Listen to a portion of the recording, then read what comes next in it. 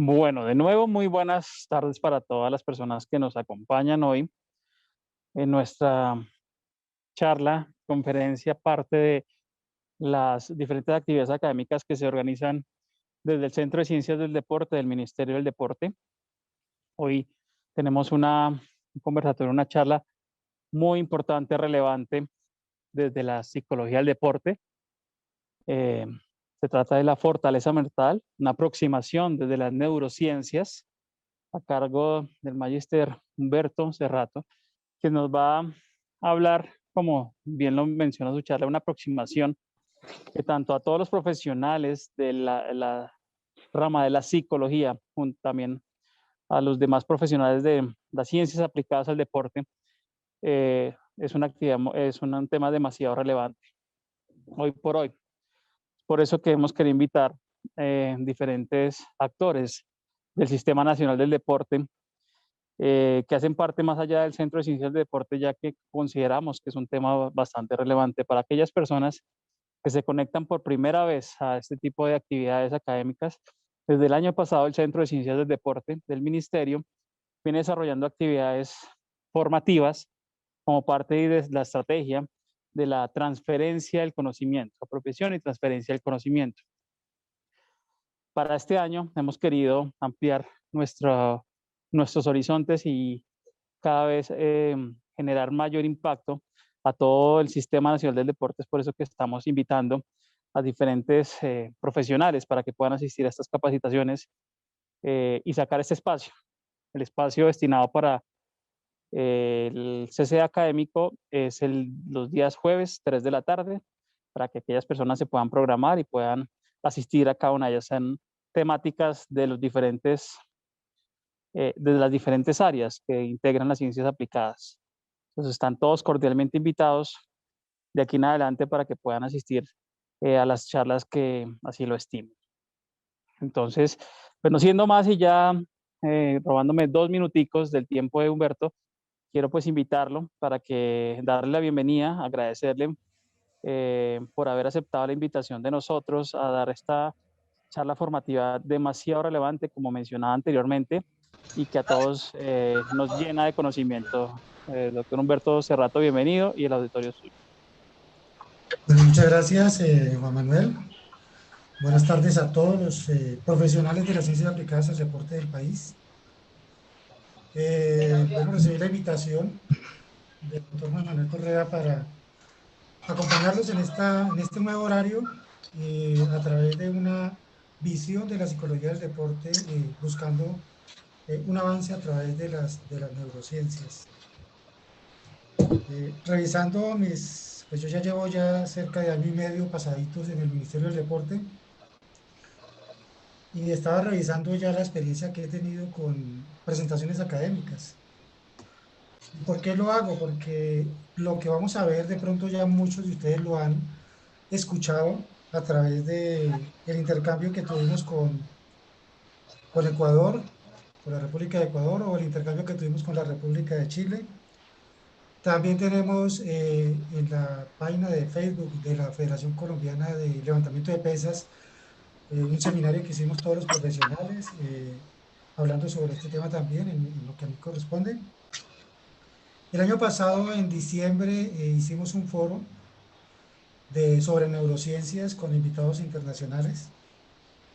Y este año, ya hace 15 días, una semana, hace 15 días, con la Federación Colombiana de Atletismo, desarrollamos también esta conferencia.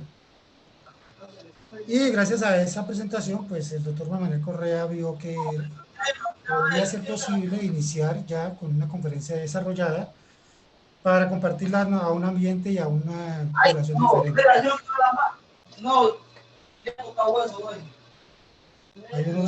Hay un micrófono por ahí abierto, por favor. Gracias. Bueno, entonces,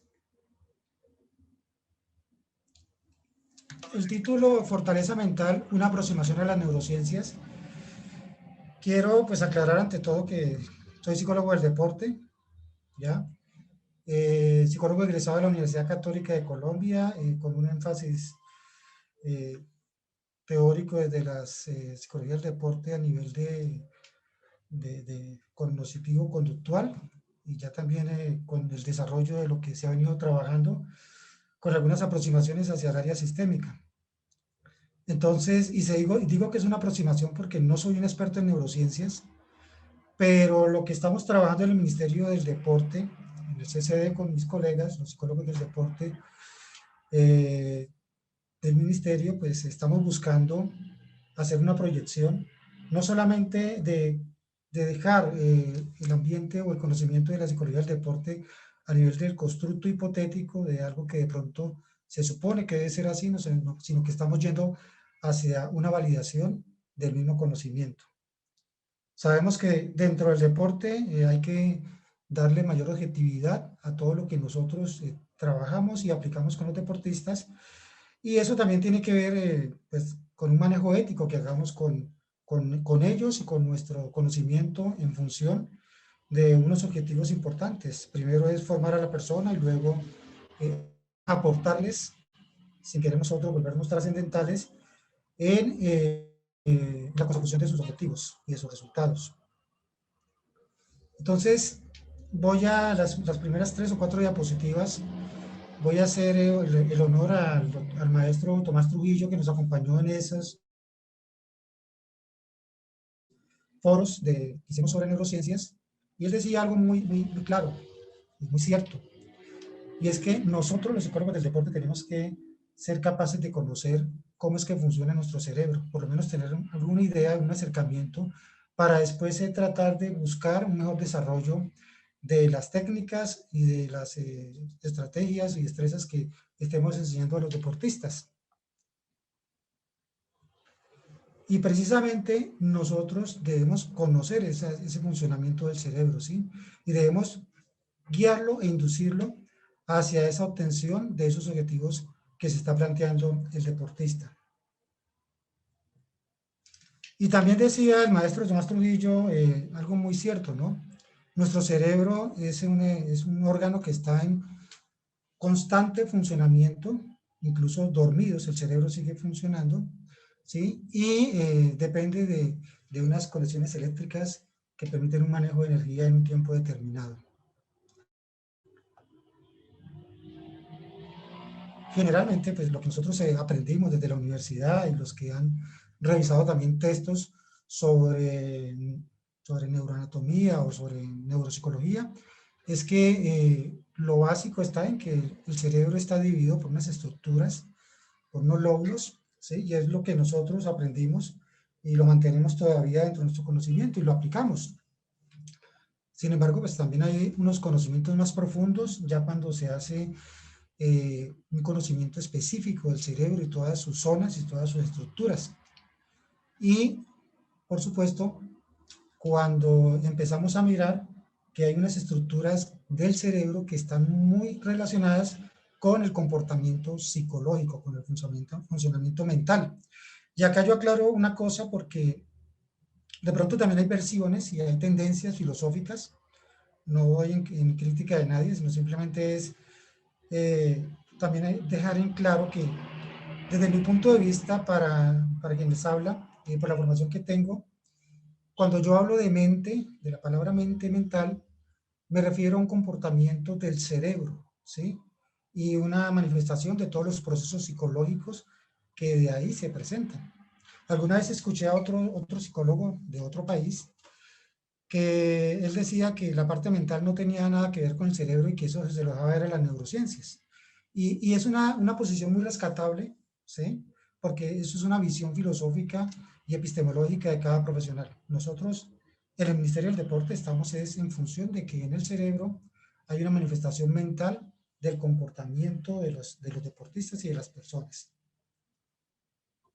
Entonces, sin querer explicarles a ustedes, enseñar algo que de pronto a muchos de ustedes conocen mejor que les está presentando, sabemos que esas estructuras del cerebro son eficaces y eficientes a través de unas células que se llaman las neuronas, que son las encargadas de esa transmisión, de esa actividad eléctrica en nuestro cerebro. Y que esas neuronas se reúnen formando lo que se llaman las redes o los circuitos neurales.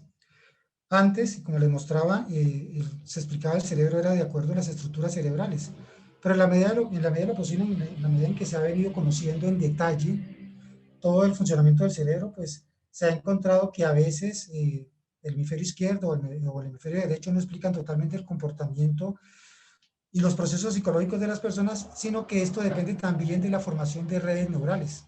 Incluso ya en el deporte se ha encontrado que no porque se utilicen más neuronas hay un mejor aprendizaje tanto motor como cognitivo, y que la especialización conlleva a utilizar la menor cantidad de neuronas que permitan una automatización y una expresión casi que refleja de lo que se está haciendo. Entonces, dentro de esas neuronas están los neurotransmisores, que básicamente son los que se encargan de transmitir esa actividad eléctrica del cerebro. Y acá, pues, sin querer tampoco profundizar mucho en esta parte, encontramos que muchos de esos neurotransmisores tienen que ver con comportamientos psicológicos, ¿sí? Muchas veces, y esto se nota en algunos profesionales, que cuando se enseña o se maneja la confianza, de pronto no se sabe ni siquiera qué neurotransmisor se está activando o qué estructura cerebral se está relacionando con esa intervención que nosotros estamos haciendo. Y el llamado nuestro es precisamente a eso. Sin volvernos unos expertos, sí debemos tener un acercamiento y una relación con este comportamiento del cerebro a nivel también de neurotransmisores, no solamente a través de estructuras cerebrales, sino de estas neuronas y neurotransmisores, redes neurales y neurotransmisores. Y la forma como esa actividad eléctrica se transporta a través de neuronas también da para conocer los ritmos que están relacionados con las ondas cerebrales. Y eso es algo que también nosotros tenemos que trabajar y tenemos que conocer desde el manejo de la psicología del deporte. Hay unas ondas relacionadas con la concentración, otras con la relajación, otras con los estados de vigilia, otras con el descanso. En fin, incluso hay algunas ondas que nos pueden alertar sobre estados de ansiedad. Esto es simplemente un repaso para caer en temas como este, la neuroplasticidad cerebral. Se supone que cuando nosotros practicamos, hacemos actividad física o hacemos algún tipo de actividad intelectual, estamos generando nuevas redes neurales, de pronto con las mismas neuronas que tenemos en nuestro cerebro, pero estamos como que activando aquellas que de pronto no están en funcionamiento. Y eso es lo que se denomina neuroplasticidad cerebral. Y son conceptos que también nosotros estamos involucrando, incluyendo dentro de nuestro conocimiento para la intervención con deportistas. Y este concepto que, pues digamos que es novedoso, reciente, que es el de la neurogénesis, en cuanto a que antes se creía que célula que se moría o que dejaba de existir en el cerebro se extinguía.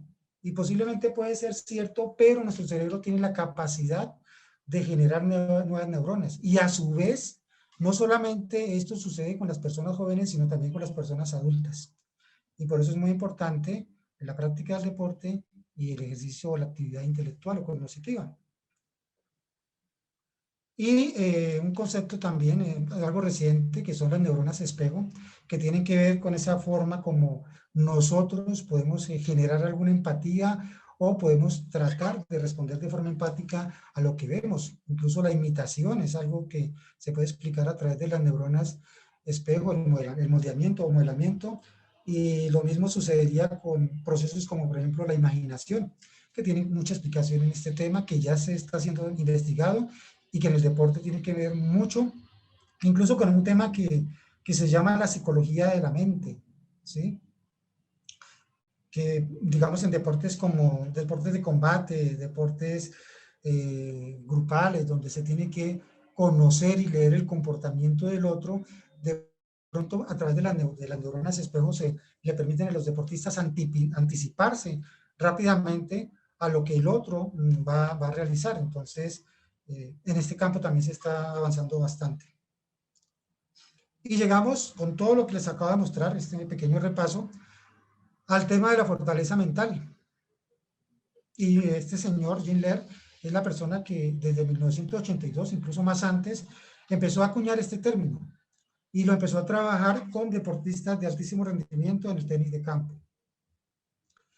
Y dentro de deportes como por ejemplo el atletismo, Usain Bolt, alguna vez le preguntaron cuáles eran sus secretos para ser ese gran deportista. Y uno de sus secretos era precisamente la fortaleza mental. Habría que preguntarle a Usain cómo definía la fortaleza mental. Pero pues un deportista de estas características podría uno entender que la fortaleza mental para él era esa característica, ese proceso psicológico que le permitía programarse y llegar a la consecución de sus metas. Y esta es una definición muy sencilla de lo que es fortaleza mental, ¿sí? Cuando hace 10 años o 15 años, cuando yo empecé a trabajar este concepto, pensaba que la fortaleza mental se veía y se reflejaba solamente en el rendimiento deportivo en los momentos críticos de una competencia. Y desde ahí empezamos a desarrollar el término y cuando ya empezamos a profundizar en este concepto, pues encontramos que es que la fortaleza mental no es un concepto de resultado, lo incluye, pero es un concepto más de proceso. Es decir, la fortaleza mental, y voy a dar un ejemplo claro de un atleta que recientemente se clasificó a Juegos Olímpicos, con el que trabajamos en Bogotá. Y él decía, durante 14, 15, 16 años me he preparado para conseguir esta meta. Y la explicación para él estaba ahí, en esa fortaleza mental que había desarrollado. Y es un deportista que tuvo muchas frustraciones, lesiones, malas decisiones de las personas que de pronto le negaron la oportunidad de competir en algún sitio donde necesitaba adquirir mayor experiencia y mayor continuidad, las mismas características del deporte. Sin embargo, los obstáculos que da el deporte, y sin embargo, como lo dice la definición, esta persona se mantuvo en el día a día y en este momento pues recibió un premio muy grande para él, que es participar en Juegos Olímpicos. Les voy a compartir y desde acá yo voy a tratar de salir de la imagen para que podamos ver los videos. Los psicólogos no podemos hacer nada, a menos que ya hayan puesto todos los cimientos el equipo técnico, los científicos y el resto del equipo de apoyo. Ellos son quienes preparan a los atletas. Lo único que yo hago es evitar que flaqueen. Yo aporté el 1%, pero quizás fuese un porcentaje crucial. Cada atleta responde de forma muy distinta a los diferentes tipos de estrés, y hay muchas anécdotas y muchos ejemplos de atletas que prácticamente se crecen ante la adversidad. En todas las carreras es importante tener una estrategia mental.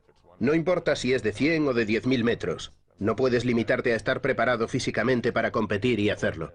Por desgracia, vemos casos en los que los atletas lo están haciendo de maravilla durante los entrenamientos. Tienen una preparación física y un estado fisiológico perfectos, pero ese día compiten por debajo de sus posibilidades. Los récords son marcas que otros han de superar, y los Juegos Olímpicos a menudo son el escenario de las mayores hazañas humanas. Lo que impulsa a los atletas para alcanzar cimas extraordinarias es a menudo una combinación de genética, entrenamiento, técnica y psicología.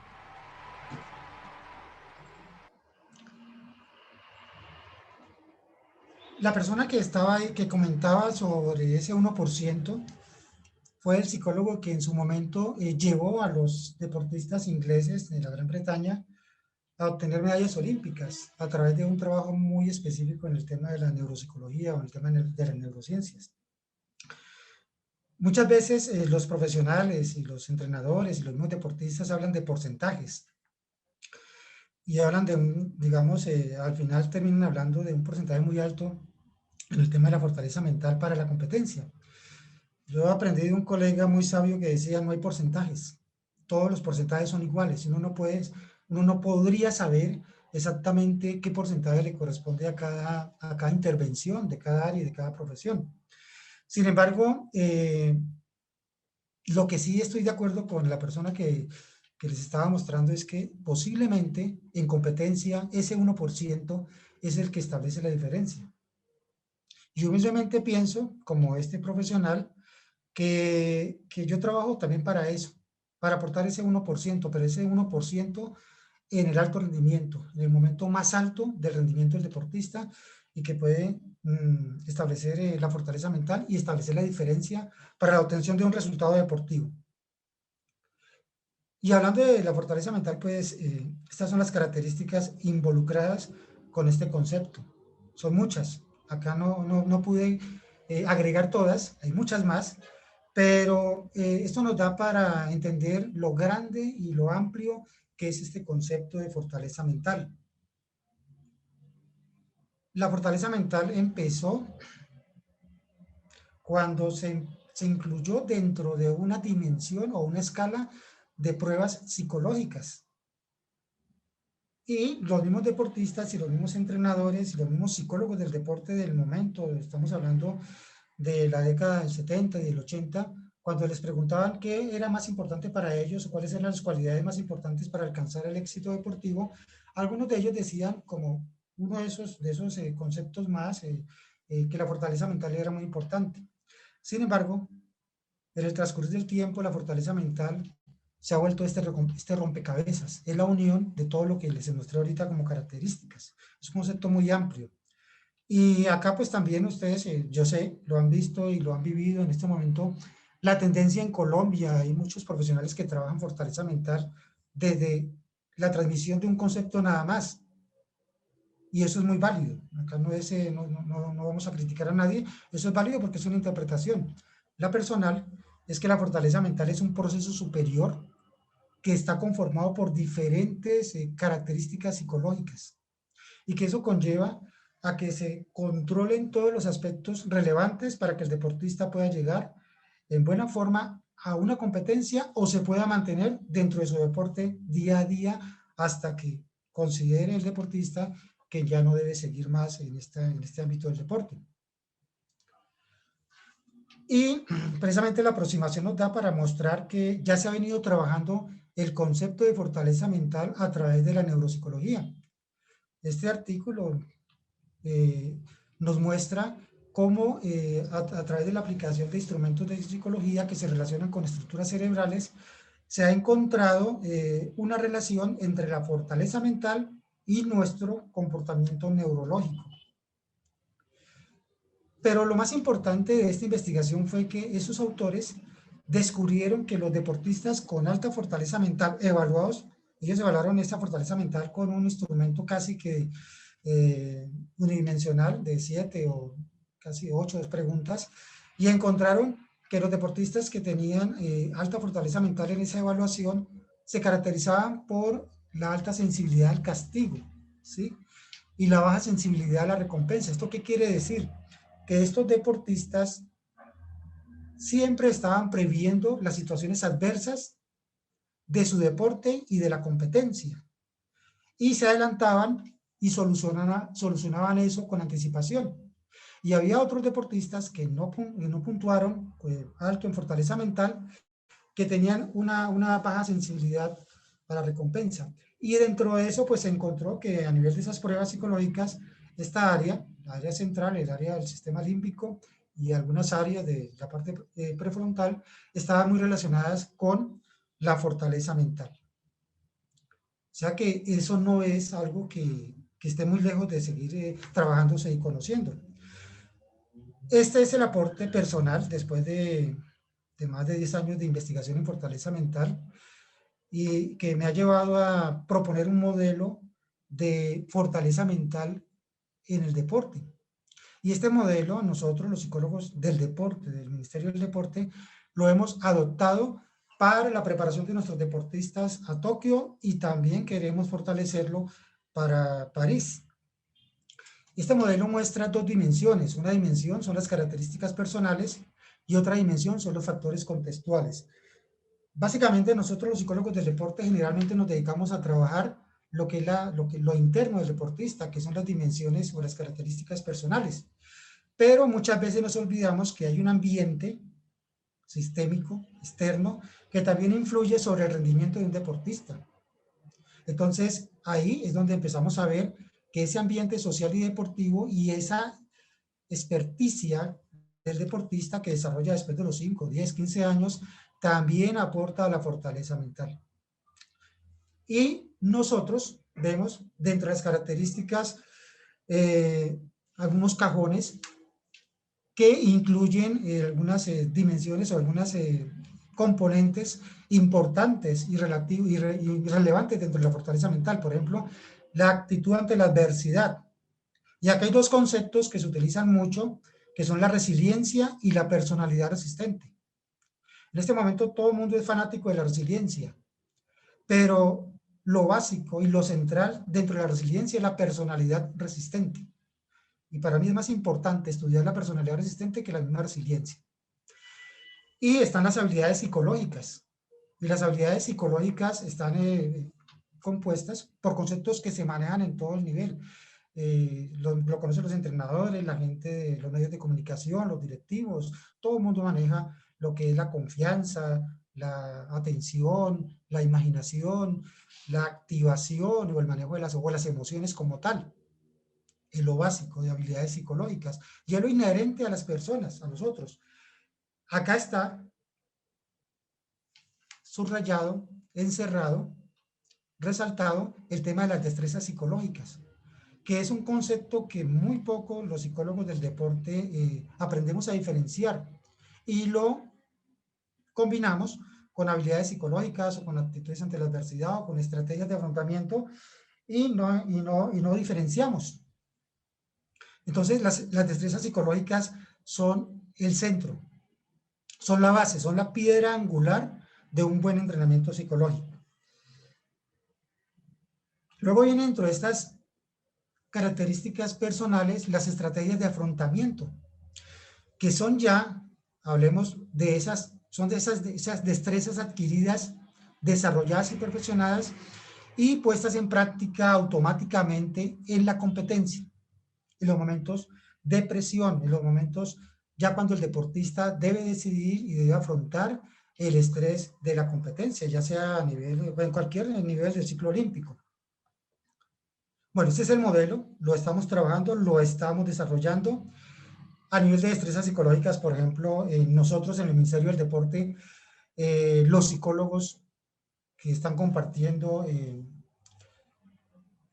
entrenamiento psicológico de nuestros deportistas, están desarrollando protocolos de esas destrezas psicológicas, ¿sí? Cada uno tiene un desarrollo de ese protocolo y la idea es que hacia futuro, y ojalá ya ahorita en Tokio nos estamos dando cuenta que para Tokio ya hay deportistas que están siendo entrenados en algunas destrezas, pero ya para París, ojalá que pudiéramos tener de las 6 destrezas que ya les voy a mostrar, nuestros deportistas llegaran total y plenamente entrenados. Y esto correlacionado y desarrollado con ese referente válido y objetivo que nos permite las neurociencias o la medición de la actividad eléctrica del cerebro.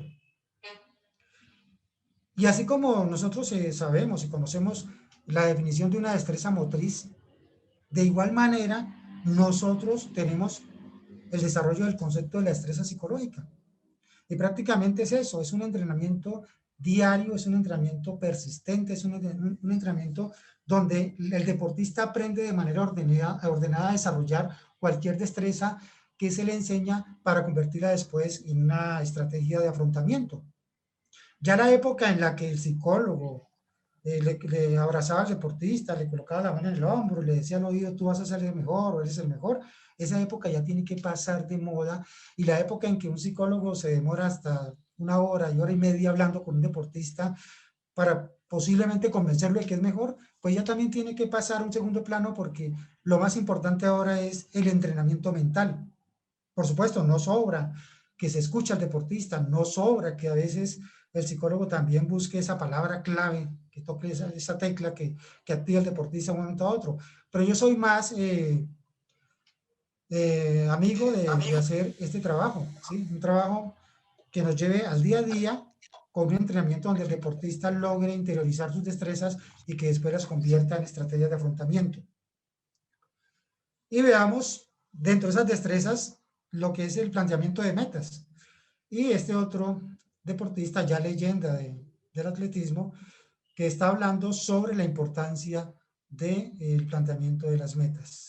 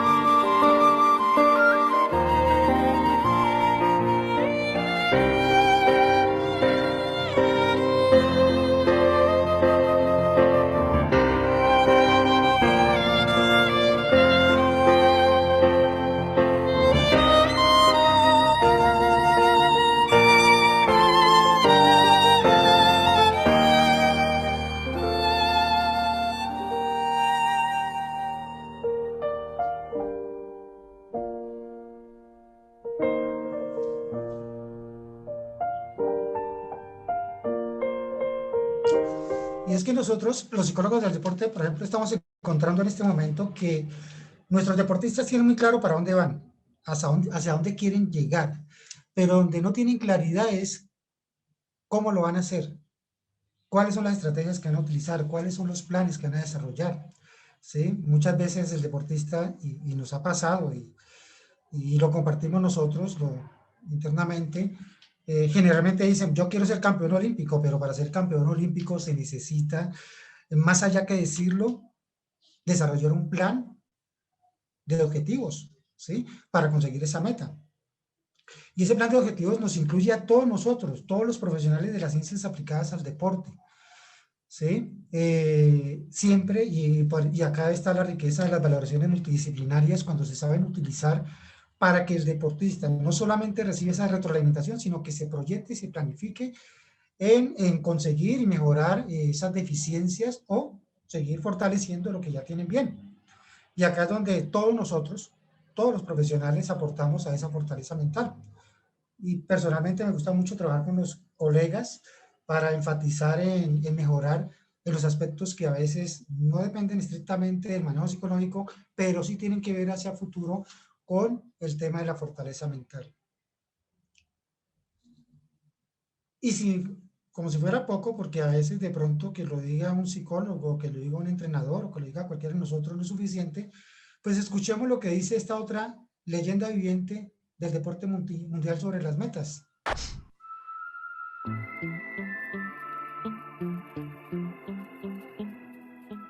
I don't think it's enough just to love it and then just to do it and go out and win it. It's not that simple. You need to have structured goals. You need to tell yourself, okay, what are my goals for the short term? What are my goals for the long term? Now that I've accomplished almost everything, I'm supposed to go out on the tennis court thinking, let's just play free, it's just hit the ball, who cares, you know? But this is not how you're going to win matches, because it comes down to margins, and you have to be so clear in your mind exactly what you want to do and what you want to achieve. And for me, it doesn't work. Without any goals, without any targets, I cannot compete properly. Bueno, y viene otra destreza que es el autohabla, ¿sí? Que es la que los deportistas, todos nosotros la utilizamos en todo momento, y el autohabla tiene unas características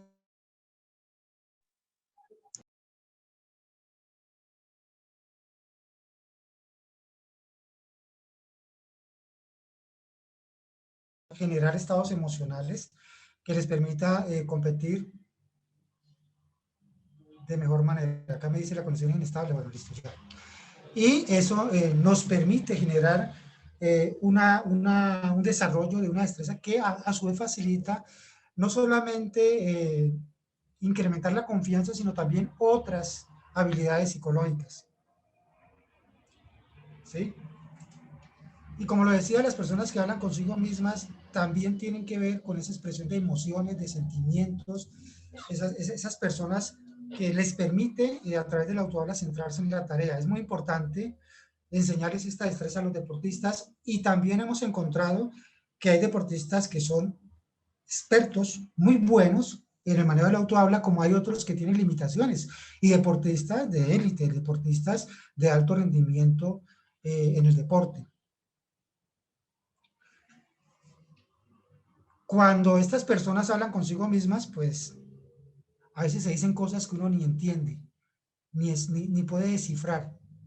A veces, y lo digo porque lo estoy viviendo con algunos deportistas que asesoro, es como una puesta en escena, es fantástico, es extraordinario ver los deportistas a veces cómo utilizan el autohabla, y ese autohabla les ayuda a mejorar esas rutinas de rendimiento en su competencia. Veamos este ejemplo.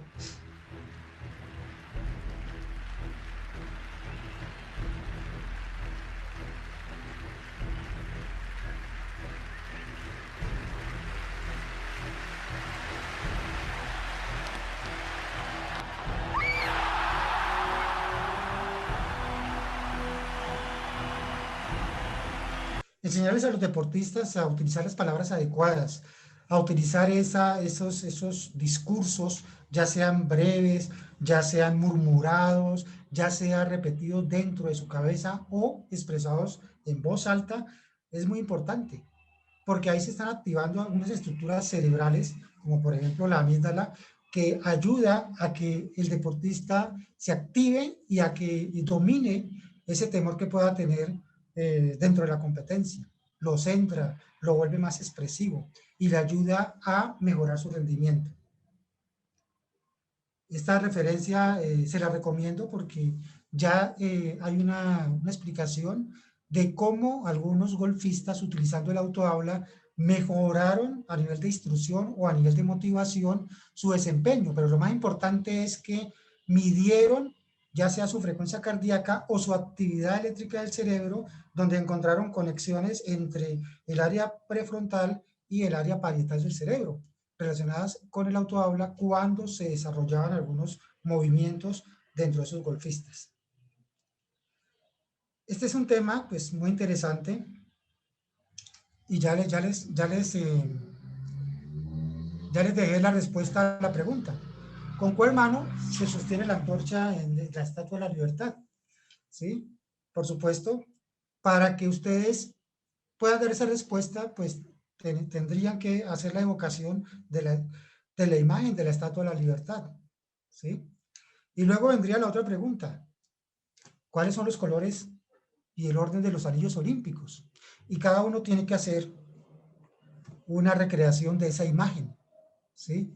Y encontrará, de pronto la gran mayoría, que este es el orden. Incluso vamos a encontrar que muchos de los que están acá de pronto no imaginan a color, o algunos descubren que lo pueden hacer.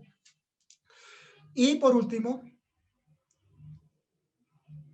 ¿cómo es la bandera del Japón? ¿Sí? La bandera de la República de Japón, sede de los Juegos Olímpicos. Es muy sencillo. Y todo eso se hace a través de la generación de imágenes, del dominio de la imaginación. Esta es una frase que viene específicamente del golf, de otra leyenda del deporte que se llama Jack Nicklaus, y él decía, nunca lanzo un golpe, ni siquiera en entrenamientos, sin tenerlo claro en mi mente, sin tener el esquema claro en mi mente. Cuando hicimos la presentación para atletismo, traté de adaptarlo para este deporte, ¿sí? Y eso es cierto, y sobre todo en deportes de velocidad, deportes de lanzamientos, disciplinas de lanzamiento y de velocidad, donde los tiempos son cortos y se permite un uso de la imaginación más precisa y más certera para desarrollarla ya luego en la competencia. Y veamos este video sobre imaginación. Y quería preguntarte cómo afrontaste o cómo entrenaste mentalmente o como fuera la carrera de Pekín contra un nadador chino y con 17.000 personas delante animándole a él. Pues visualizando mucho. Esa prueba, el 100 mariposa, la visualicé más de 16.000 veces. Lo visualicé todo, hasta el último detalle. Tanto es así, y te acostumbras tanto a visualizar, que cuando fui a competir y un amigo mío me dijo, tío, ¿no estás nervioso? Y le dije, ¿por qué? Dice, porque, hombre, hay 17.000 espectadores y van a animar al chino. Y dije, mira, tío, ni les veo ni les entiendo, así que me voy a imaginar que son españoles que han venido a verme. Bueno, el tema de la imaginación tiene mucho que ver precisamente con el ensayo y la repetición, porque hay zonas del cerebro que asimilan ese mensaje y crean redes neurales ya especializadas, ya sea a nivel visual o a nivel motriz, ¿sí? Y dentro de esa misma imaginación encontramos un concepto muy interesante que se llama la cronometría mental. Y esa cronometría mental permite relacionar el tiempo que yo duro imaginando con el tiempo donde voy a realizar mi ejercicio físico en el momento real, por decirlo así, en el momento específico de la competencia o del entrenamiento. Y acá hay un video también interesante sobre cómo se podría hacer la cronometría mental en los deportistas.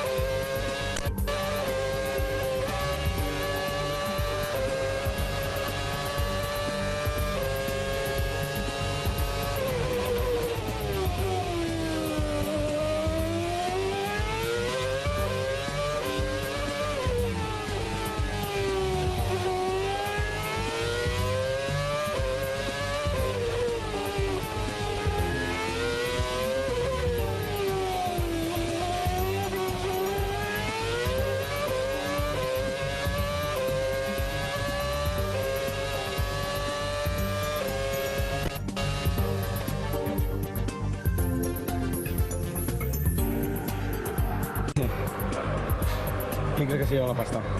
Tú, fue muy rápida, ¿no? 1.21 era el límite, tenías 3 por arriba o 3 por abajo. Voy a mostrar primero el reloj. 1.15, o por ahí. 1.22.01. Acabo de perder 20 euros con Fernando Alonso. Bueno, hasta mañana, ¿no? Hasta mañana, ya has hecho negocio, ya tranquilo.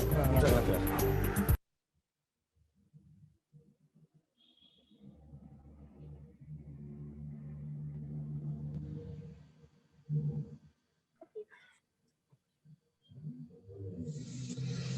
Nosotros en ese momento, con el profesor Nelson González del equipo de reloj de 4x400 de Colombia, estamos trabajando este tema de la cronometría mental con estos atletas, ¿sí?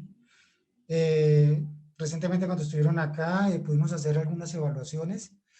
Ellos quedaron con la tarea de practicarlo en su concentración. Esperamos, empezando este mes de marzo que llegan a Colombia, poder confrontar cómo van mejorando en este tema de la cronometría mental, no solamente por la prueba individual, sino también en la prueba grupal, en el desempeño grupal de los atletas. Y a nivel de levantamiento de pesas, el deporte que estoy asesorando en el momento, el levantamiento de pesas de Colombia, durante la cuarentena tuve la oportunidad de desarrollar o de realizar una investigación sobre imaginación. Esta investigación ya está hecha, ya el artículo científico ya está desarrollado, ya los resultados están elaborados, las conclusiones están destacadas y encontradas, y esta investigación me ha permitido conocer más de cerca el comportamiento y el pensamiento de los deportistas en cuanto a la imaginación. Yo siempre le llamo imaginación porque es que imaginación es el proceso y visualización es una forma de imaginar. Entonces, esto me ha permitido conocer más de cerca a los deportistas, y ellos, en este momento, yo puedo decir con plena seguridad que la gran mayoría ya tiene esta destreza incluida y la maneja muy bien. Hasta nos dan cátedra sobre qué es una imaginación interna, externa, en primera persona, en tercera persona, combinada, ya imaginan a color, ya me enseñaron, por ejemplo, que cuando ellos imaginan, no sienten el peso, que eso es algo que de pronto uno podría entender, que podría suceder dentro de un proceso de imaginación cuando no tiene esa conexión con los deportistas, cuando no ha trabajado con ellos. Y precisamente este es un ejemplo de fortaleza mental en cuanto a la imaginación y evaluada con un pesista. Autor de más de un centenar de publicaciones sobre la visualización, Émeric va a intentar comprender los mecanismos neuronales. Cuando estés listo, vamos a pedirte que visualices tu movimiento como haces normalmente en los entrenamientos o en la competición. Así podremos determinar cuáles son las regiones del cerebro que están activas cuando lo visualizas y cómo esas regiones se comunican entre sí. Me coloco sobre la barra. Respiro. Intento colocar bien los pies. Realizo el primer impulso. Tiro con fuerza con los brazos. Me sitúo por debajo de la barra. Un buen tiempo a nivel de reacción a la hora de recibir la barra y vuelvo a subir. Un instante para respirar con la barra apoyada en los hombros. Controlo la bajada. Me preparo para el impulso con las piernas. Estoy bien colocado. Un ensayo perfecto.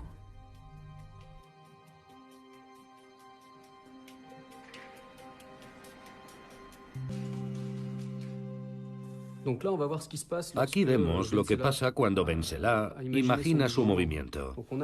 La primera fase revela algo similar a lo que observamos cuando una persona realiza ejercicios de meditación o de relajación profunda. Así que hay una especie de desconexión cerebral, como si Benselá quisiera vaciar su mente, concentrarse y prepararse para hacer algo. Se produce una especie de retirada, de reajuste y de desconexión de esas regiones. Y solo cuando ha terminado, aparecen unas manchas de color azul que reflejan la actividad en esas regiones sensoriomotrices y visuales. Por ejemplo, aquí, en la parte posterior del cerebro, en las regiones visuales, que quizás están vinculadas al momento en que él visualiza. Las regiones llamadas sensoriomotrices estarán vinculadas a la ejecución y al control del movimiento, en el que participan los sistemas motores y sensoriales implicados en la realización y la preparación del movimiento. Si la imagen mental creada por Benselada Bayá le ayuda efectivamente a levantar la barra, es porque esa imagen solo activa en su cerebro las neuronas útiles para la ejecución del movimiento a realizar. Solo los grandes atletas serán capaces de desactivar completamente y volver a activar bruscamente las regiones motrices de su cerebro sin mover un solo músculo.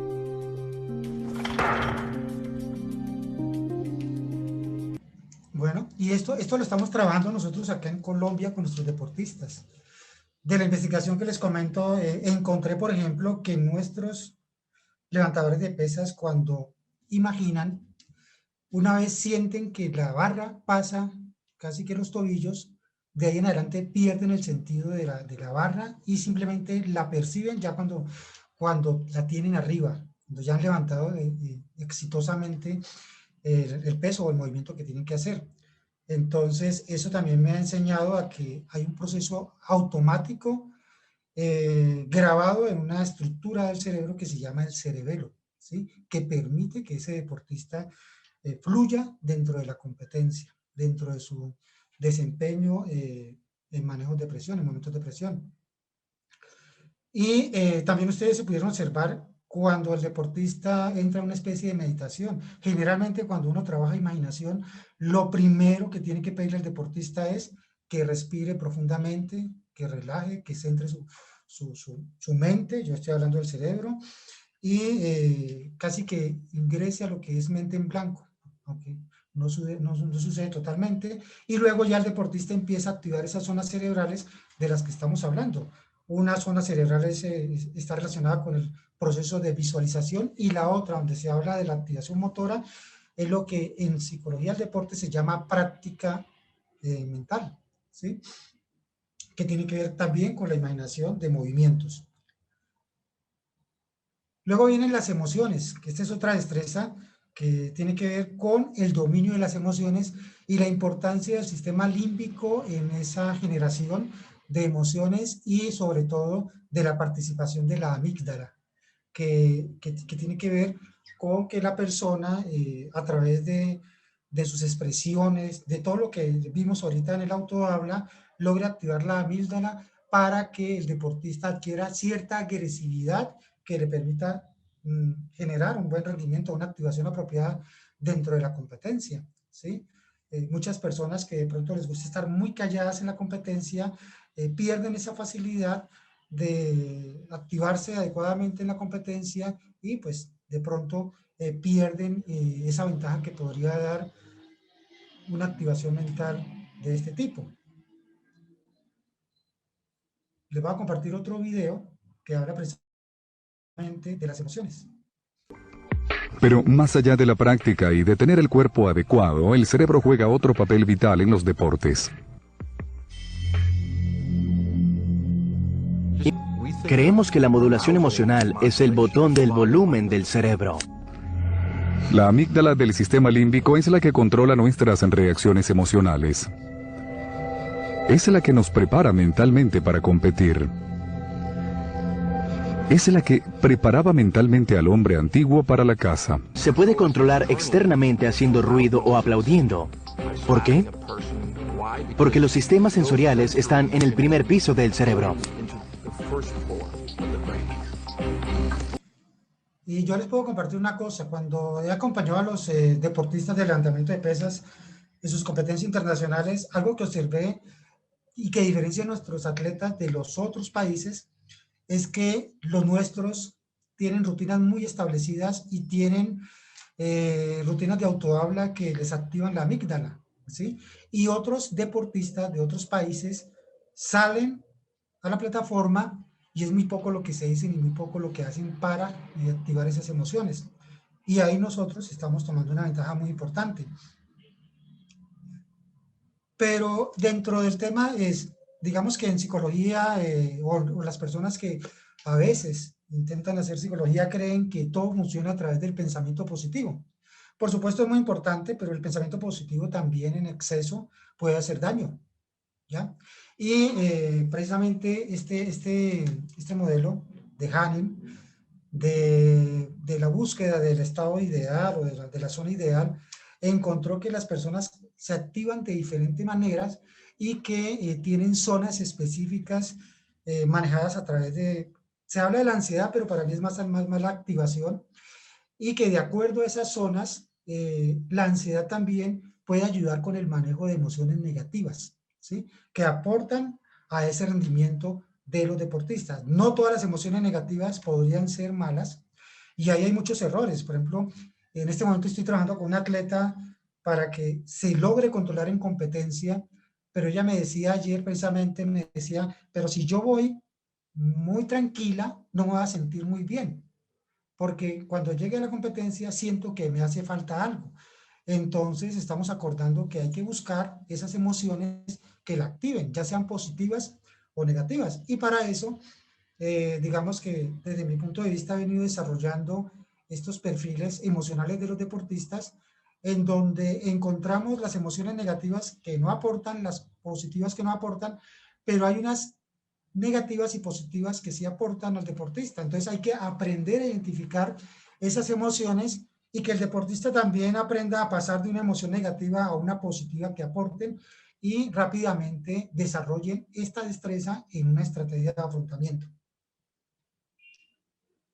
Y muy relacionado con todos los destrezas que hemos encontrado, está el dominio de la activación, ¿sí? Que es una destreza como igual que todas las demás, muy importante porque nos permite colocar al deportista en la puesta a punto para la competencia. La activación es una de las habilidades, y el dominio de la activación es una de las destrezas más difíciles y más complicadas de trabajar en el deporte, y ustedes se van a dar cuenta por qué. De hecho, Powell, que rompió 3 veces el récord mundial, nunca ganó en una competencia grande como los Juegos Olímpicos o el Campeonato Mundial. Es el rey sin corona de las carreras. ¿Por qué pierde en la pista el hombre que tiene el mejor cuerpo para correr? Después de su famosa salida explosiva, Powell bajó la velocidad cerca de la marca de 60 metros y nunca se recuperó. La mente le ganó al cuerpo. Powell se distrajo con Tyson Gay, que corría en el carril contiguo.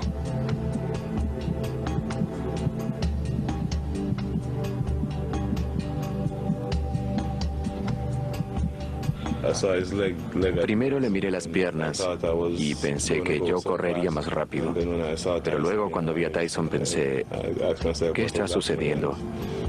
Y entré en pánico. Incluso su paso largo es insuficiente.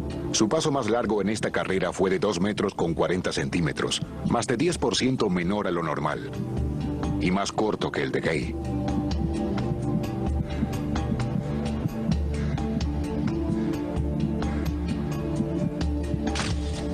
Un fotógrafo captó a Powell en la fase más veloz de la carrera.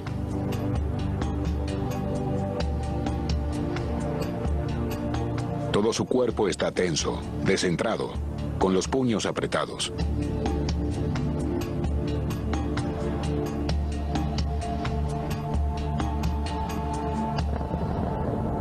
El máximo corredor está absolutamente fuera de control. Como se pueden dar cuenta, cualquier parecido con la realidad nuestra, con nuestros deportistas, es pura coincidencia. Sin embargo, sucede. Tenemos deportistas expertos y campeones mundiales de entrenamiento que a veces, por un mal manejo mental, no logran conseguir sus metas en competencia, y se debe precisamente a este tipo de comportamientos. Acá simplemente se vieron algunas destrezas, unas estrategias de afrontamiento que no se supieron manejar. Por ejemplo, el centrarse en la tarea. El deportista se distrajo con otro deportista. Pero también ustedes pueden observar esa tensión muscular que impide que el deportista esté más suelto y más relajado en la competencia. ¿sí? Y esto se tiene que trabajar. No es cuestión de que uno le diga al deportista, relájate o tranquilo. No, él tiene que aprender a manejar la relajación profunda. Y para eso se necesitan actividades o ejercicios de por lo menos 15 días seguidos y ojalá doble jornada. Eso es algo que ya en mi caso, y yo sé que mis colegas también lo están haciendo, estamos consiguiendo con algunos deportistas y tenemos reportes de esos estados de relajación que están consiguiendo nuestros atletas con entrenamiento. Y pasamos al tema o al concepto también de destreza psicológica, de estar centrado en la tarea, muy relacionado con lo anterior, y también se tiene que ver con el comportamiento de este atleta. Una imagen generada por computadora muestra los músculos de Powell cuando corre bajo condiciones normales. Sus músculos activos se muestran en rojo. Primero trabajan los músculos de la parte posterior de la pierna, después los de la parte anterior.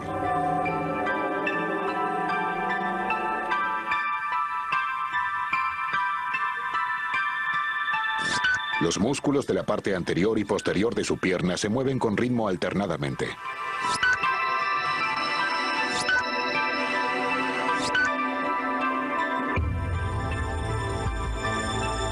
Lo que controla estos movimientos no es el cerebro, sino la columna vertebral.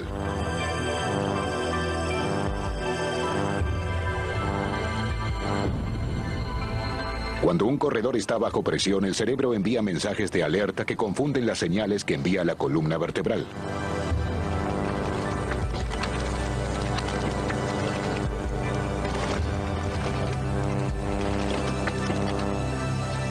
Esto convierte el patrón normal de contracciones alternadas en contracciones simultáneas.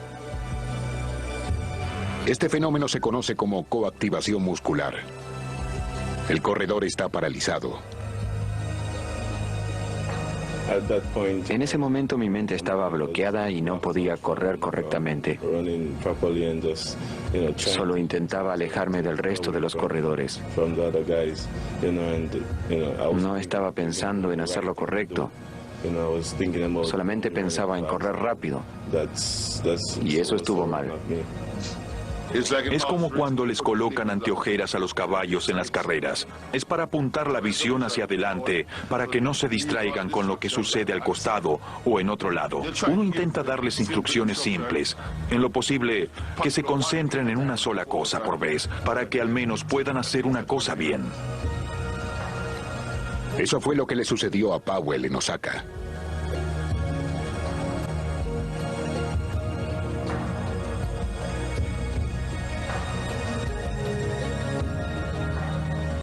Bueno, ahí ustedes se dan cuenta lo importante que es ese manejo de la tonicidad muscular, lo importante que es el control visual en el deportista, pero lo más importante de todo eso es que el deportista lo puede entrenar, lo pueda trabajar, lo pueda desarrollar en actividades en su entrenamiento, en sus concentraciones o en casa, y que luego nosotros lo podamos reforzar en el entrenamiento y posteriormente lo podamos llevar a la competencia, tanto fundamentales como preparatorias. Y estas son las estructuras cerebrales que están relacionadas con mantenerse centrado en la tarea, ¿sí? Que yo más bien diría que están relacionadas con los circuitos neuronales y la especialización de esos circuitos que permiten que los deportistas hagan lo que saben hacer dentro de la competencia, ¿sí? Eso es muy importante. Dentro de ese estar centrado en la tarea, y depende del deporte también, el deportista tiene que aprender a manejar una atención selectiva, solamente algunos estímulos. Incluso dentro de las mismas reportes de los deportistas han encontrado que cuando los mensajes del entrenador son positivos, el deportista escucha al entrenador. Cuando los mensajes del entrenador son negativos, el deportista aprende a leer a su entrenador y simplemente los bloquea, ¿sí? Y él sabe exactamente en qué momento escucharlo. Incluso los deportistas también afirman que en un estadio lleno, con el ruido en su máxima expresión, ellos logran escuchar los estímulos auditivos o las personas o las palabras que desean escuchar las voces de las personas. Y eso es una facilidad que ellos han adquirido a través del manejo de la selección, de la atención selectiva. Lo mismo es atención dividida, que difícilmente nosotros a veces podemos manejar. Ellos pasan de un foco a otro. Y también esa facilidad para sostener la atención durante un tiempo. En esta parte, por ejemplo, también estamos trabajando todo lo que les estoy mostrando. Cada uno de nuestros psicólogos del deporte, del Ministerio del Deporte, están trabajando un protocolo para mejorar esa destreza. Acá en esta destreza se está trabajando un protocolo buscando que el deportista por fuera, no necesariamente en el entrenamiento, por fuera, aprenda a mantener o a trabajar esa concentración. En mi caso particular, digamos que estoy trabajando con un atleta con una actividad de 8 minutos diarios, donde él tiene que desarrollar unas tareas de rejilla de concentración y tiene unas circunstancias particulares.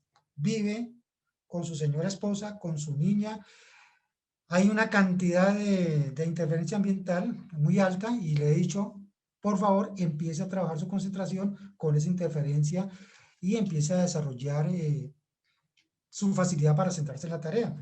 Los reportes iniciales no eran buenos, pero ya en este momento el deportista me está reportando vía Google Drive todo lo que está haciendo y ya ha mejorado en su destreza. El próximo sábado vamos a ver cómo le va en el control que va a realizar. Y esto es algo muy interesante, y es que cualquier persona pensaría que solamente centrarse en la tarea es estar muy metido con la tarea, y no es así. Estar centrado en la tarea también es tener esa facilidad o esa flexibilidad atencional de ir de un foco a otro o de ir de una sensación a otra. Y en el deporte, en los diferentes deportes, nosotros tenemos que identificar exactamente cómo el deportista tiene que aprender a manejar esa concentración o esa atención. Unido a todo lo anterior, nosotros estamos trabajando un concepto que se llama coherencia cardíaca, que de alguna manera está modificando un poco el paradigma de lo que les he mostrado ahorita, porque yo les he mostrado todo que funciona desde el control mental del cerebro, y hemos encontrado también que el corazón, a través de unas redes neurales que se tienen en el corazón, se empieza también a anticipar algunas emociones y algunas sensaciones que pueden ser positivas o negativas dentro del contexto donde la persona se mueva, ya sea en la vida en general o en el deporte. Y que esta coherencia cardíaca le permite a las personas sincronizar su corazón con su cerebro, su corazón con la amígdala, que es la que tiene que ver mucho con el manejo de las emociones.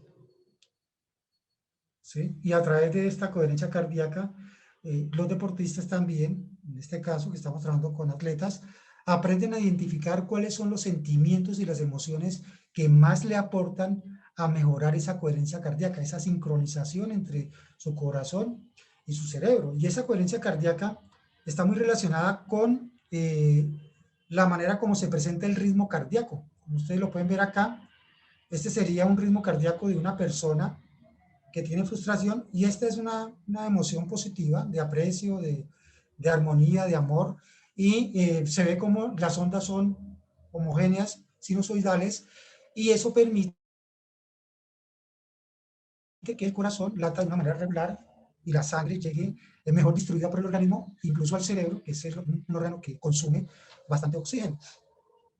Entonces, bueno, acá ya, esta es una actividad que hemos desarrollado con el doctor Poveda, mientras él desarrolla o evalúa la variabilidad cardíaca. Me ha permitido un espacio también para al final trabajar en la coherencia cardíaca. Esta es una posición de cúbito dorsal cuando el deportista está simplemente sin ninguna actividad, está recuperándose. Y acá un ejercicio de aplicación de coherencia cardíaca, un método breve, rápido. Se inicia con relajación, respiración profunda, relajante, y después se le pide al deportista que vaya intensificando su respiración profunda. Y al final, el último minuto, son 3 minutos, se le pide que ahora se dedique durante ese minuto a pensar en sensaciones, sentimientos, positivos que le generen tranquilidad, paz y armonía.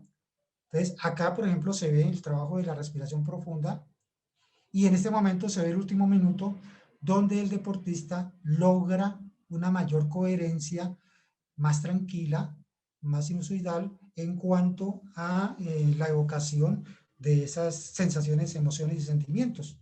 Y se supone que ahí el corazón estaría actuando de manera coherente. Durante todo el proceso, los 3 minutos, hay alguna coherencia, pero acá se nota este fenómeno. Y eso es lo que estamos revisando con el doctor Poveda para lograr mejorar que nuestros deportistas, y sobre todo, este es un deportista de levantamiento de pesas, que sobre todo se utilice este recurso en la competencia en esos momentos entre levantamientos, pero más aún en los momentos de recuperación, en los momentos diarios que ellos tienen de descanso. Y esta coherencia cardíaca pues la evaluamos a través de un instrumento que se llama el N-Wave, ¿sí? Que es muy sencillo, se le coloca un auricular al deportista o a la persona y acá con algunas instrucciones se le empieza a pedir al deportista que genere estados de coherencia cardíaca, ¿sí? Y acá está un ejemplo ya para el entrenamiento de la misma coherencia cardíaca.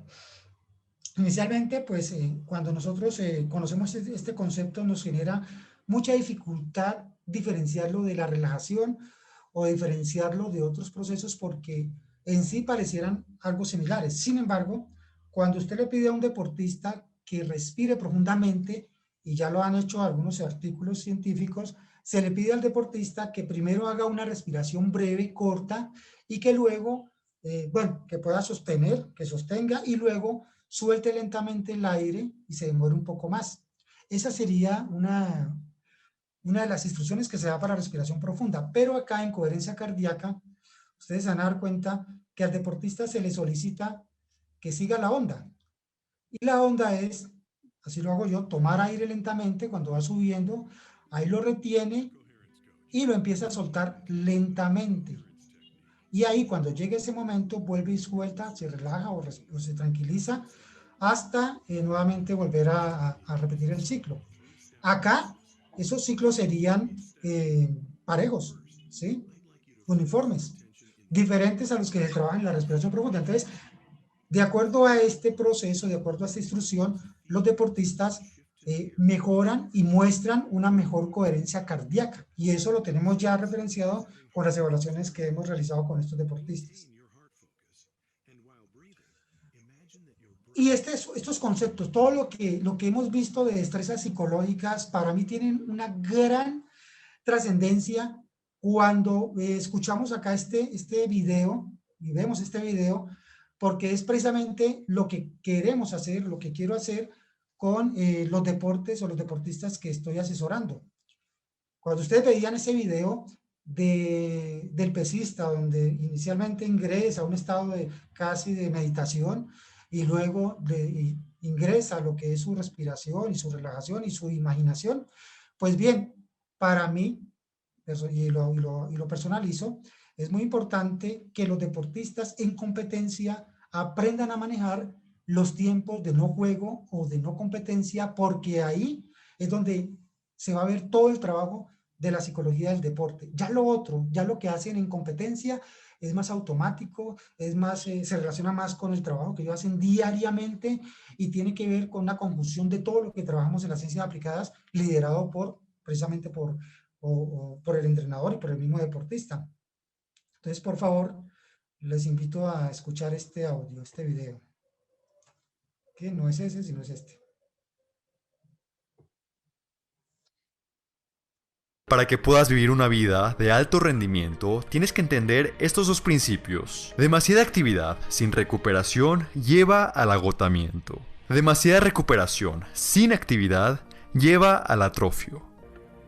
Jim Lohr, el autor de este libro, descubrió este principio al observar a sus clientes, principalmente los tenistas profesionales. Había jugadores que resaltaban de manera sorprendente, sin embargo, no entendía qué era lo que los diferenciaba. Separó a estos clientes en dos grupos, los de alto rendimiento, con grandes logros, y los de bajo rendimiento, con resultados mediocres. Ambos grupos contaban con grandes habilidades atléticas. Todos estudiaban estratégicamente el juego del tenis y le dedicaban aproximadamente la misma cantidad al entrenamiento diario. No había ninguna diferencia aparente. Después de meses de análisis, Jim pudo por fin observar qué era lo que los diferenciaba. Los jugadores exitosos oscilaban. Entre cada punto y cada set, los jugadores exitosos se desconectaban, se sentaban, bajaban sus hombros, relajaban su cuerpo y se quedaban viendo al vacío.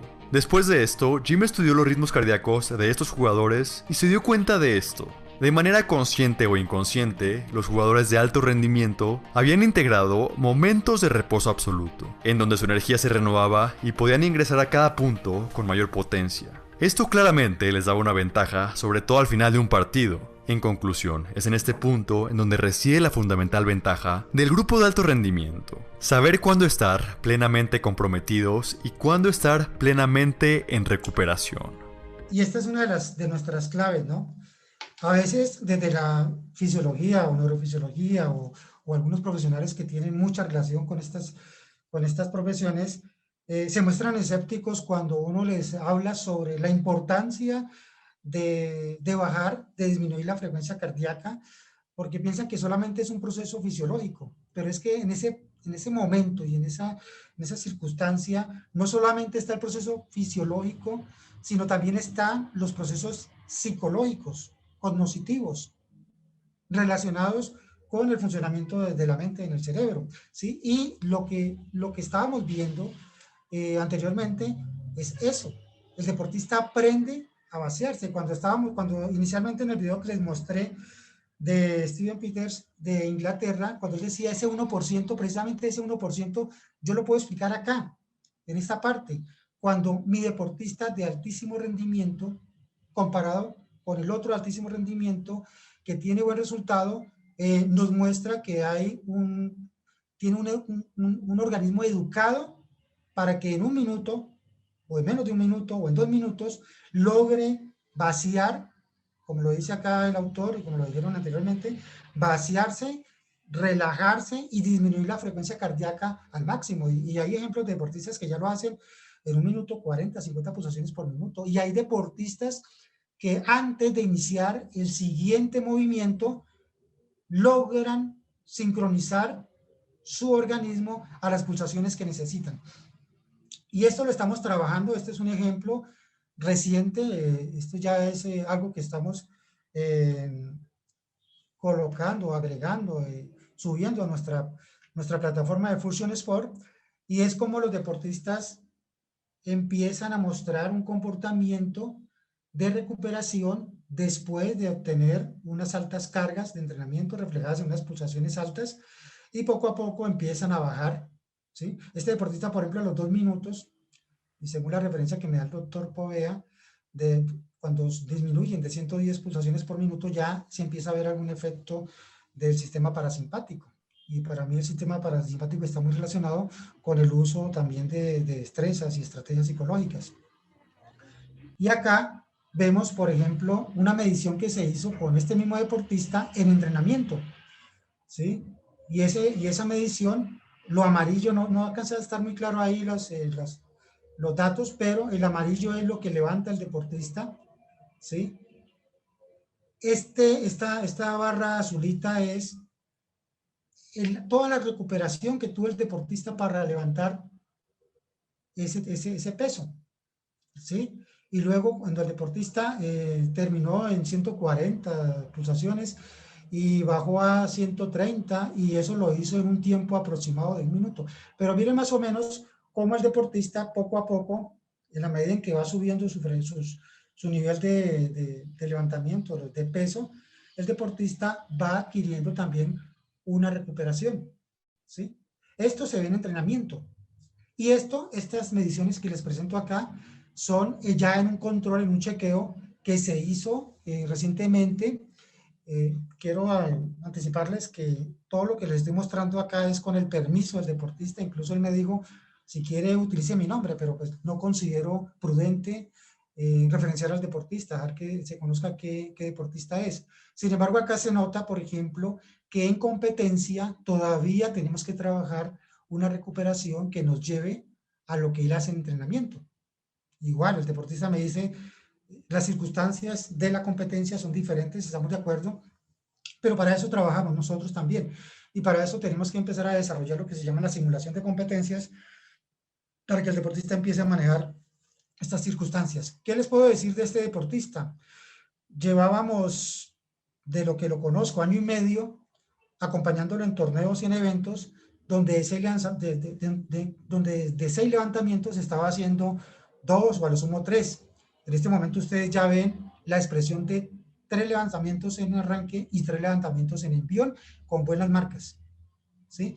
Y eso se hizo, pues por supuesto, con prioridad a su entrenamiento, con prioridad al trabajo del entrenador, pero ese 1% que aportamos nosotros está ahí, en que el deportista ya está haciendo todo ese proceso que yo les acabo de mostrar. El deportista ya se sienta, ya respira, ya relaja, ya vacía su mente, ya permite que la frecuencia cardíaca tenga niveles más bajos. Aparte de todo, porque el deportista ya entiende que no necesariamente cuando baja esos niveles y va a levantar nuevamente, ya está relajado, ¿no? Ya eso también tiene que ver con algunas actitudes y algunos pensamientos que ellos tienen, y él ya ha entendido que eso se puede hacer y en eso estamos trabajando. Mañana vamos a ver un chequeo a ver cómo nos va. Ojalá que podamos repetir este mismo comportamiento y esta tendencia. Y esto lo estamos haciendo con todos los deportistas. Todas las evaluaciones ya en este momento en levantamiento de pesas, no solamente me queda una deportista por evaluar, pero ya tenemos esta línea de base que nos va a permitir seguir en esa progresión que les he mostrado. Bueno, entonces este es digamos que esta es una gráfica del cerebro, de la mente de los deportistas, y ustedes se pueden dar cuenta que acá simplemente cuando un deportista es novato, ocupa su mente en pensar cómo va a correr, cómo va a saltar, cómo va a levantar, ¿sí? Cómo va a hacer su deporte, cómo se va a desempeñar en su deporte.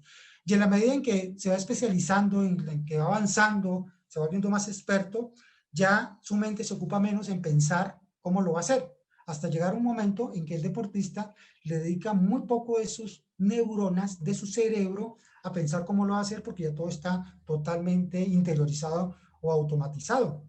¿Y eso qué nos da a nosotros? Nos da a nosotros empezar a ocupar todo ese espacio vacío que queda, ¿sí? Para incluir lo que les acabo de mostrar, nuestras destrezas que se convierten luego en estrategias de afrontamiento, y es lo que nos permite a nosotros lograr que el deportista llegue bien preparado a una competencia. Y eso es lo que está muy relacionado con las rutinas pre-ejecución, pero no es nada fácil hacerlas y llevar allá, porque eso también se tiene que desarrollar en conjunto y en común acuerdo con los deportistas. Es más, las rutinas muchas veces son muy propias de los deportistas y simplemente nosotros tratamos de incluir la información en la medida de lo posible que ellos lo permitan. Todo lo que les he mostrado, cada una de las destrezas por separadas, no son importantes, no son fundamentales. Lo que es fundamental es que nosotros logremos después hacer un entrenamiento psicológico con intensidad, y la intensidad está dada en que las 6 destrezas que les acabo de mostrar se tienen que unir, porque el deportista cuando va a competir es holístico, es una expresión holística, es decir, ahí está todo su cerebro y todo, respiración, relajación, imaginación, centrado en la tarea, todo se expresa en un solo momento, en milésimas de segundo. Y acá, este video nos explica lo que les estoy comentando. Los atletas llaman a esta sensación especial estar en la zona, cuando sus movimientos parecen fluir sin ningún esfuerzo consciente. Se trata de una combinación de la práctica grabada en el cerebelo, la concentración de los lóbulos frontales y los bajos niveles de ansiedad de la amígdala del sistema límbico. Es muy difícil entrar en la zona. La verdad es que uno se siente en control de la respiración. Puedo bajar mi ritmo respiratorio, todo lo que sea necesario, al igual que el de mi corazón. Cuando eso ocurre, soy totalmente consciente de todo y mis 5 sentidos trabajan mejor que nunca. Los expertos creen que el cerebro a veces se concentra tanto que de alguna manera puede bloquear o ignorar cualquier información irrelevante. Cuerpo y cerebro comienzan a trabajar en perfecta sincronía. Los atletas, y si es por eso, cualquier persona, quieren entrar en la zona, y es que el poder concentrarse en la tarea que se debe realizar es algo especial. Y cuando se logra, se pueden hacer cosas impresionantes, pensar con claridad y tomar decisiones con tranquilidad. En ese momento todo se pone en cámara lenta y puedo controlar lo que pienso, lo que debo ver y elegir qué pensamientos debo dejar entrar en mi mente. Y como resultado tengo más oportunidades de tener éxito. Está en la zona. Puede ser el recurso más extremo del cerebro para controlar el cuerpo. Muchas veces los deportistas a veces quieren estar en esa zona, en ese estado de fluidez, y de pronto hasta dicen, ojalá que ese día me levante con el pie derecho. No, así. Y precisamente nosotros, los psicólogos del deporte y todos los profesionales, trabajamos en función a que eso se dé, pero no porque sea por obra y gracia, ¿sí? sino simplemente porque el deportista aprende a desarrollarlo, y lo aprende a desarrollar bajo el entrenamiento psicológico. Algunas conclusiones, por ahí hay un micrófono abierto, si es tan amable. Imagínese que usted conoce al... Ibar, creo que es. ¿Cómo se llama este man? Al Robert Plaza. Hay un micrófono abierto. El don Marcos, sí lo conoce, es un entrenador de ciclismo y estaba con Raza de Campeones. Sí, de ciclismo. Que se entrenaba con eso de... Don Roberto Guerrero. Don Roberto Guerrero, creo que es.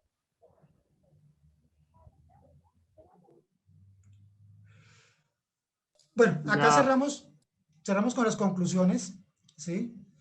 Y por supuesto nosotros tenemos que estar en función del entrenamiento deportivo, de la planeación y la periodización de los entrenadores, pero sabemos también que el entrenamiento psicológico se rige por algunos principios similares a los que se dan dentro del entrenamiento deportivo, y nos tenemos que acoger a ellos. Que el cerebelo, que es una estructura de nuestro cerebro, a veces está totalmente ignorado y últimamente ha ganado relevancia, porque acá es donde yo he entendido, por ejemplo, esa impaciencia de los entrenadores cuando se pierde entrenamiento. Por supuesto, se está perdiendo tiempo para que los deportistas graben en su cerebelo esos movimientos que después los van a expresar de manera automática. Y nosotros los psicólogos también tenemos, digamos que es una relación en ese sentido. No era Ibar, me disculpa, Ibar. Podamos nosotros también automatizar todo lo que le hemos enseñado a través de destrezas psicológicas a los deportistas. Tanto los entrenadores como los atletas debemos ser conscientes de la importancia y del aporte del entrenamiento psicológico al rendimiento. Pero el aporte es, como yo les digo, es como lo queremos presentar y como lo queremos proyectar en el Ministerio del Deporte de Colombia. Y en esta época tan difícil que estamos viviendo nosotros, del tema del control dopaje, nosotros a través del entrenamiento psicológico estamos brindando una ayuda ergogénica que podría ser muy importante, con resultados no tanto inmediatos, sino mediatos para el rendimiento del deportista. Me lo decía un deportista, Humberto, lo que pasa es que para mí es más fácil que me den algo que me relaje rápidamente a que yo haga la relajación 15 días. Pero lo que yo le decía es que ese proceso, ese efecto es momentáneo, mientras que si usted aprende a relajarse, hacia el futuro usted automáticamente aprende a activar esas neuronas relacionadas, o esos circuitos neurales relacionados con la relajación o con la activación motora. Entonces, con la tonicidad muscular, perdón. Entonces, eso nos permite manifestar que el entrenamiento psicológico bien desarrollado y bien aplicado por el deportista se convierte en una ayuda ergogénica importantísima.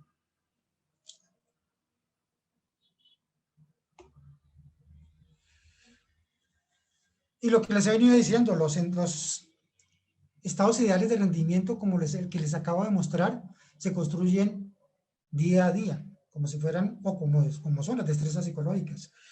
Y se pueden maximizar con esa progresión y con ese entrenamiento continuo. Si revisamos en los conceptos de neuroplasticidad, pues encontramos que con el entrenamiento psicológico estamos generando nuevas redes neurales y que estamos aportando también a que los deportistas tengan mayores recursos, que se llaman estrategias de afrontamiento en competencia. Nuestras nuevas generaciones porque ya las actuales de pronto tienen una forma diferente de pensar, pero nuestras nuevas generaciones, en lo posible, debemos empezar a trabajarlas con un cambio de actitud hacia el entrenamiento psicológico y que ellos lleguen en un momento, como algunos deportistas que tenemos, que nos reportan que es mínimo lo que consumen de ayudas ergogénicas y que con eso y con una buena recuperación y un buen trabajo psicológico pueden llegar a tener unos mejores resultados deportivos. Y acá pues les voy a mostrar, nosotros dentro de Psicología del Deporte hemos solicitado la adquisición de unos instrumentos. Desafortunadamente llegan graneaditos, pocos, pero sí considero que si le vamos a dar importancia a las neurociencias, como lo dice o como lo pregona nuestro ministro del Deporte, sí debemos ser consecuentes con la adquisición de elementos que nos permitan desarrollar las neurociencias en el deporte y sobre todo que los psicólogos del deporte tengamos medidas más objetivas para apoyar y para dar nuestro aporte al rendimiento deportivo. Nosotros estamos pretendiendo no solamente armar un laboratorio, sino también generar unos kits de unas mochilas, si se quiere, donde los psicólogos lleven instrumentos al campo y puedan trabajar con los deportistas. Yo lo estoy haciendo ya con algunos que ya llegaron, por ejemplo, el H10 que evalúa frecuencia cardíaca. Hemos solicitado otros que no han llegado, que pensábamos que íbamos a tener, por ejemplo, estos instrumentos que nos permiten evaluar la temperatura periférica de la piel o la resistencia galvánica de la piel, o estas pulseras que nos permiten hacer un sondeo o un monitoreo de la calidad del sueño. Hemos detectado dificultades de sueño en los deportistas. Por supuesto, nosotros trabajamos sobre la higiene del sueño, pero también hay que saber exactamente qué es lo que está pasando en las noches con los deportistas. Y eso pues se obtiene, hemos pedido también el First Beat, pero ya, el First Beat, pero todavía no lo hemos podido utilizar. Y hay una segunda cotización que hicimos. Nuestros psicólogos, los psicólogos del Ministerio del Deporte, nosotros los psicólogos del Ministerio del Deporte, queremos llevar a campo este aparatico de biorretroalimentación con 2 canales que nos permite hacer una medición en campo más objetiva que la que se haría en laboratorio, porque también está claro que una cosa es medir en el laboratorio y otra es medir en el momento de la ejecución o el rendimiento deportivo. Otros instrumentos, todo esto que les estoy mostrando lo hemos desarrollado en asesoría, lo hemos consultado con nuestros asesores, tanto de la Universidad Sergio Arboleda como de la Universidad de los Andes y nuestro colega Tomás Trujillo, que maneja un laboratorio de neurociencias en México con los deportistas olímpicos de ese país. Y esto es lo mínimo que estamos pidiendo para iniciar con el montaje de un laboratorio de neurociencias que desafortunadamente no se nos ha dado todavía. Esperamos que ojalá se cambie esa visión y nos aporten estos elementos que lo necesitamos para poder mejorar y para poder hacer lo que les acabo de mostrar.